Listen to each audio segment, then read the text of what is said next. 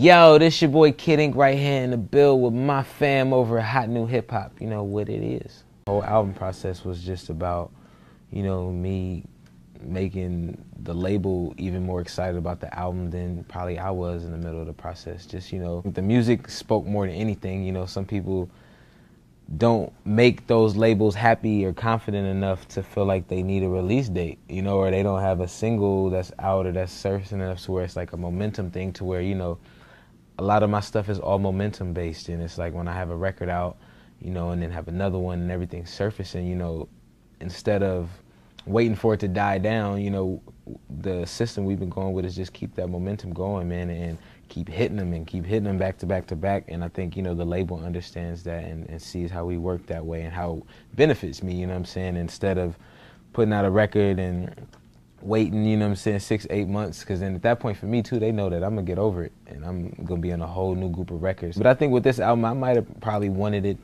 to be a little bit later, you know what I'm saying, maybe than it was, but then it still made more sense just looking at other people's dates and other stuff coming out and the seasons and what time I wanted records out. I'm feeling good, man. I think for me, like I always tell people, when the project's out is when I'm the freest and like my mind is free. I'm not thinking about it, and usually I don't even listen to the records like that whole day. I'm not even listening to the album. I'm kind of like just looking around on the internet and seeing how people are, you know what I'm saying, reacting to things. But still, this first day I kind of stay out the loop and just let the text and the other people tell me how everything's going, and then I get, you know, more into the research in the next couple of days and become interested. I was in Europe on the road, and everybody kept telling me, mainly Brick Baby kept telling me about this new chick that was out. She got this crazy record, this video is nuts, she talking grimy and slick, blah, blah, blah. And I was like, wait, I figured it out. I'm overseas right now, I ain't listening to nothing from the US.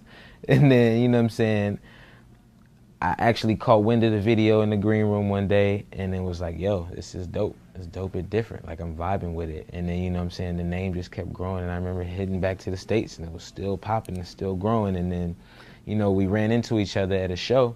And she came through to the dressing room to show the, you know what I'm saying, crew love, told everybody, you know what I'm saying, she was rocking with us. And, you know, we expressed just the whole story about how, you know, we got involved with just listening to her. And then from there, I came across a record that I couldn't think of who, like it had a female demo hook on there, and I was just like, man, the lyrics on this, like who can say these lyrics and it makes sense? Like she was talking real grimy, and there was no R&B singers or nobody I could think about, and I was just like, Dej Loaf, she's here. It's either gonna be Dej Loaf and Nicki Minaj. Like, there's the only person that could be able to say these words and it be believable.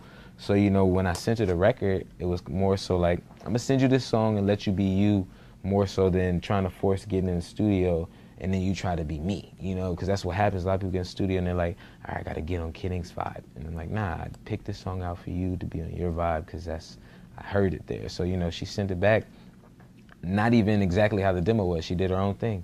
And, you know, ever since the record came out, just crazy response. Like, I think it's like the same response that I was getting, you know, just when Show Me came out, and this random people telling me, you know, walking up to me and telling me like, yo, that one though is it, without me having to promote it or anything like that. They're like, this Be Real record is gonna be the one. I know you got this and this, but this one is gonna surpass in a minute. And I was like, that's dope. Yeah. Weezy reaching out for the Like a Hot Boy song was my first time he's ever really showed any acknowledgement to hearing a record. And I, you know what I'm saying, me not knowing who played him, it's not like anyone came and took credit. Like, I played Weezy this the other day, and I asked him to play him this, more so than he just heard the record and, you know, reached out. And, you know, the inspiration for sure was being a Hot Boys fan. Like, just when writing a record and just little references and things like that, it wasn't hard. I didn't have to go research. I didn't have to go on Google and see what this was called. Like, I used to bang all those CDs growing up, from, you know what I'm saying, the Chopper Cities all the way to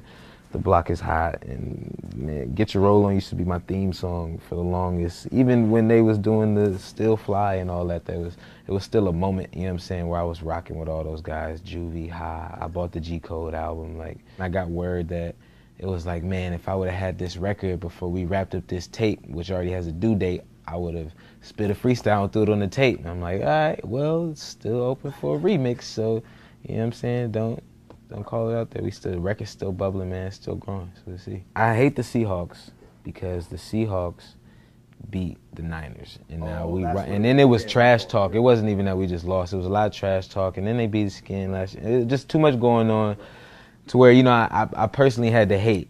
Now, I respect Marshawn Lynch and Sherman because they from, you know what I'm saying, the West Coast. Got to always represent. But at the end of the day, I knew that the Patriots was going to win. I was rooting for them to win.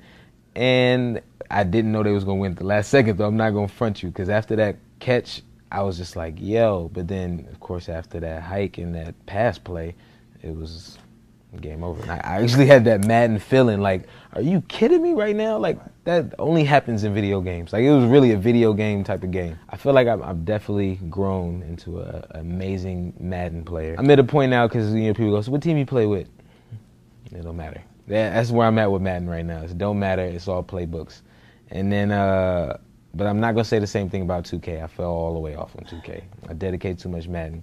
If you could try to see me in Street Fighter, you out of here. Only person I know playing Madden, though, that I could think of that gasses up is who? I think Bow Wow be gassing on Madden. I'd text him too and tell him to get that call out. Okay, I hit him up. I've been taking a lot of breaks off video games, man. I think I'm gonna take a video game week. I still haven't played GTA 5, and it's been sitting in my house for months. And it's just like, because I know that when I get into that mode, I'm not putting the control down to the game is beat. 100%. And then, so, you know, I got to have more time. So before I get on this tour, which starts in March, you know what I'm saying, we're going to do the video game break. And then get in the studio, man. Like I said, I'm trying to do the thing where, you know, we get this team out, and just because I'm not, you know what I'm saying, working on a project, still got Brick Baby working on his project, still got Hardhead working on his project, still working on alumni project. So it's going to be a lot, you know what I'm saying, the studio time still. Everybody buying an album, I just want them to know, you know, I had a lot of fun with the project. Like I said, Full Speed was about finding that direction and that sound and really knowing where to go with it. And, you know, like, I pay attention to the fans and what they're saying. I'm reading y'all comments. I'm reading when y'all saying, I like when you rap on this. Your voice sounded a little too high on that part. And I'm taking them things in consciously because, you know, it could have. I could have been in the studio and just didn't know. It could have been late, you know what I'm saying? I pay attention to those things more and apply them to my music, man. And I hope everybody can recognize those, you know what I'm saying, things that they saw as flaws and see them as growth now. So I think from there, man, Full Speed, you know, it's me having fun. A lot of people say it's the old Kid Ink, you know, that are diehard fans. So hopefully the new fans be inspired to go check out that old Kid Ink too.